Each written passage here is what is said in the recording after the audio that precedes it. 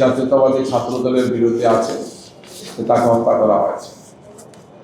1 ফেব্রুয়ারি চট্টগ্রামের মিরসরাই সপ্তম শ্রেণীর এক ছাত্রীকে জাতীয়তাবাদী ছাত্র দলের এক নেতার নেতৃত্বে গণধর্ষণ করা আছে, পত্রপত্রিকায় আসছে। নারীদের উপর নির্যাতনের অনেকগুলো ঘটনা ঘটেছে এবং এখনো সেগুলো আছে। আমরা এই ব্যাপারে সব সময় জানিয়েছি আপনাদেরকে। আমরা নির্বাচন কমিশনকে জানিয়েছি, যেখানে যে ঘটনা ঘটেছে সংশ্লিষ্ট আসনগুলোতে আমরা সংশ্লিষ্ট দায়িত্বশীল ব্যক্তি যারা আছেন তাদেরকে আমরা জানিয়েছি। এছাড়া 1 ফেব্রুয়ারি পাবনায় ব্যবসায়ীর কাছে 10 লক্ষ টাকা চাঁদা অবৈধভাবে দাবি করেছেন বিএনপি নেতা কর্মীরা, সেটা আপনাদের মাধ্যমে আমরা জেনেছি, মিডিয়াতে সেটা আসছে। এছাড়া আইনশৃঙ্খলা বাহিনীর পক্ষ থেকেও কক্সবাজারে, তারপরে সিলেটে বিভিন্ন জায়গাতে আমরা দেখেছি যে তাদের একপেশে ভূমিকা, এগুলো আমরা পত্রিকায় আসছে এবং আমরা এগুলো তাৎক্ষণিকভাবে সেখানকার ইলেকট্রাল কমিটি যারা আছেন তাদেরকে আমরা সেটা জানিয়েছি।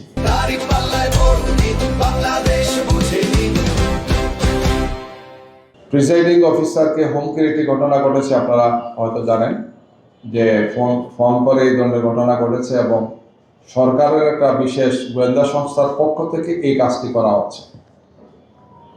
এছাড়া বুরহানুদ্দিন উপজেলা যেটা বলা দুই, সেখানেও জামাত ইসলামের নেতা এবং কর্মীদের উপর হামলা চালানো হয়েছে এবং পরবর্তীতে যখন আমরা মামলা দায়ের করতে যাই, পুলিশ তার মামলা নিতে অস্বীকার করে। পুলিশের পক্ষ থেকে এই ঘটনা আমরা নিন্দা জানিয়েছি, স্থানীয়ভাবে নিন্দা জানিয়েছি। আমরা মনে করি যে এখানে আইনশৃঙ্খলা বাহিনী তার দায়িত্ব পালন করতে তারা ব্যর্থ হয়েছে।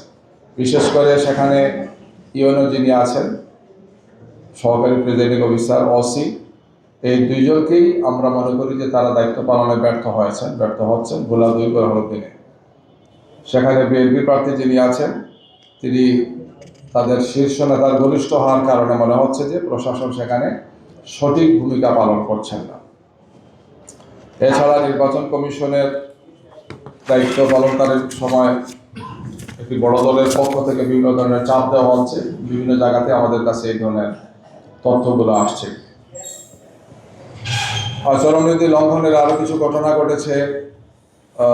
পাবনায় 3 ফেব্রুয়ারি ধরনের ঘটনা ঘটেছে, ঢাকার নবাবগঞ্জ 1 নম্বর আসনে ঘটনা ঘটেছে, কিশোরগঞ্জে ঘটনা ঘটেছে, একটার পরে এই সমস্ত ঘটনা ঘটে যাচ্ছে। বেশ কিছু জায়গা থেকে অস্ত্র সহ সন্ত্রাসীদেরকে গ্রেফতার করা হয়েছে, যেমন রাজধানীর উত্তর বাড্ডায় ঘটনা হয়েছে, আজিমপুরে হয়েছে, যাত্রাবাড়িতে হয়েছে। এই সমস্ত লোকের সংশ্লিষ্টতা একটা বিশেষ দলের সাথে দেখা যাচ্ছে গিয়ে। এছাড়াও আশুলিয়াতেও দেশীয় অস্ত্র সহ যুবদলের নেতা গ্রেফতার হয়েছেন। লক্ষ্মীপুরে বিদেশি অস্ত্র এবং বিপুল পরিমাণে গোলাবারুদ সহ যুবদলের গ্রেফতারের তথ্য আমরা পেয়েছি আপনাদের মাধ্যমে। এছাড়া সেনাবাহিনীর অভিযানেও বিভিন্ন জায়গা থেকে এই ধরনের ঘটনা ঘটেছে, বিশেষ করে অস্ত্র, গোলাবারুদ এবং মাদক সহ জাতীয়তাবাদী মহিলা দলের গুলশান থানার যুগ্ম আহ্বায়ক এবং শরীয়তপুর জেলার ছাত্রদলের সাবেক যুগ্ম ইলোরা হাওলাদারকে গ্রেফতার করা হয়েছে। যদিও এই ব্যাপারে একটি মিডিয়া আমাদের নাম দিয়েছে, কিন্তু আসলে তার পরিচয়টা আমরা যেটা দিলাম সেটাই, যে জাতীয়তাবাদী ছাত্র দলের সে যুগ্ম আহ্বায়ক ছিল ইলোরাতে, আমাদের সাথে তার কোনো সম্পৃক্ততা নেই।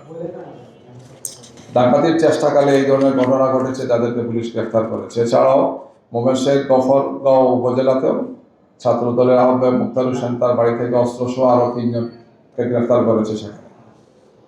এইভাবে একের পর এক ঘটনা ঘটে যাচ্ছে। ছাত্রলীগ নেতার বাড়ি থেকে অস্ত্র এবং মাদক সহ সেখানে স্বেচ্ছাসেবক দলের আহ্বায়ককে গ্রেফতার করা হয়। এছাড়াও লক্ষ্মীপুরে যৌথ অভিযান চলাকালে ওয়ারেন্টভুক্ত আসামি যারা ছাত্র দলের সন্ত্রাসী হিসেবে পরিচিত তাদেরকে গ্রেফতার করা হয়েছে। বরিশাল 4 নম্বর আসনে যেটা, সেখানে অস্ত্রদল সহ যুবদল নেতাকে গ্রেফতার করেছে। তথ্যগুলো আছে আমাদের কাছে, সবগুলোই রেকর্ডগুলো আছে। এছাড়াও শালিখা মাগুরাতে যুবদলের 2 জন যারা 2 ভাই, তাদেরকে গ্রেফতার করেছে অস্ত্র সহ। পত্রিকা আছে আমাদের কাছে, সব তথ্যগুলো এখানে আছে। গাইবান্ধার ফুলছড়ি উপজেলায় পুলিশ এবং সেনাবাহিনীর যৌথ অভিযানে দেশীয় অস্ত্র সহ বিএনপির এক নেতাকে গ্রেফতার করা হয়েছে। এই তথ্য আপনাদের কাছে আপনাদের মাধ্যমে আমরা জেনেছি। ফরিদপুরে যৌথ বাহিনীর অভিযানে আগ্নেয়াস্ত্র এবং গুলি সহ যুবদল নেতাকে গ্রেফতার করা হয়েছে। এইভাবে একের পর এক বিভিন্ন জায়গাতে পুরো দেশে আমরা নিয়মিত এই সমস্ত তথ্যগুলো সংগ্রহ করি সংবাদপত্রের মাধ্যমে।